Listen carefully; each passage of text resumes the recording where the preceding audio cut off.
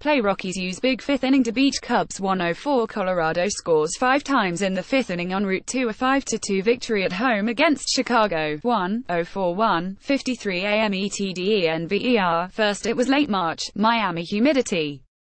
2 starts later, it was a balk. Then came Saturday, at Coors Field, when Chicago Cubs hurler Yu Darvish walked the opposing pitcher in the bottom of the fifth inning. Like those previous outings, Darvish fell apart the moment adversity hit. A 2-0 Cubs lead turned into a 5-2 deficit, and the final score of the game. It turns out my command wasn't there, Darvish said afterward through his interpreter. The rest is the same as my outing from the last game, last Saturday against the Atlanta Braves. Darvish balked a runner from second to third, also in the fifth inning, and never recovered. He didn't finish that inning, nor the fifth on Saturday, after nibbling with Rockies pitcher Tyler Anderson. There were 2 out with a runner on first. Get the pitcher out and the Cubs are into the sixth inning with a shutout intact. But 5 pitches later, Anderson was on first, the lineup turned over and the Rockies teed off. 4 hits after that, Darvish was done. That's something I have to overcome, Darvish said. It's definitely my problem. Something I have to work on. It's the fifth inning I get out of rhythm.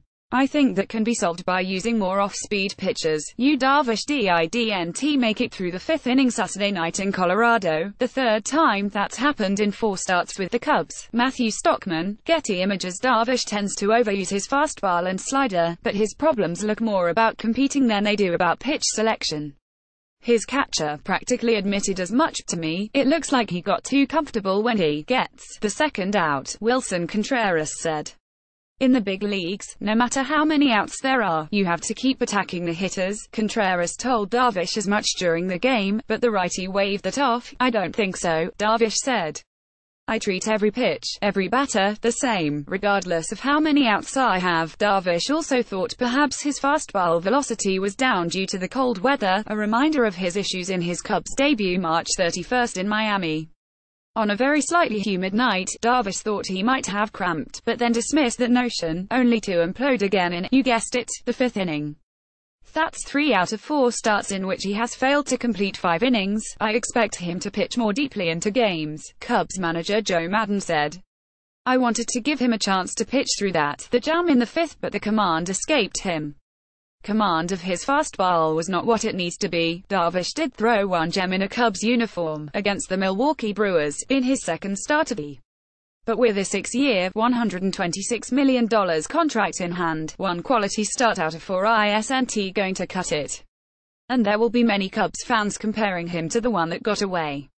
Just 2 days before Darvish's latest loss, former Cubs great Jake Arrieta, now with the Philadelphia Phillies, was mowing down the Pittsburgh Pirates, striking out 10 while giving up just 1 hit in 7 shutout innings.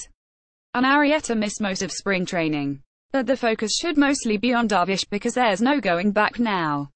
His ERA ballooned to 6.86 after his meltdown at Coors Field, which came after a meltdown at Wrigley Field exactly a week earlier.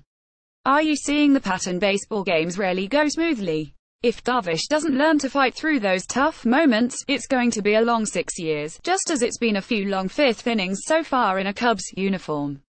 Just ask his catcher. In the fifth, it was crucial for us, Contreras said. He got us F'd up.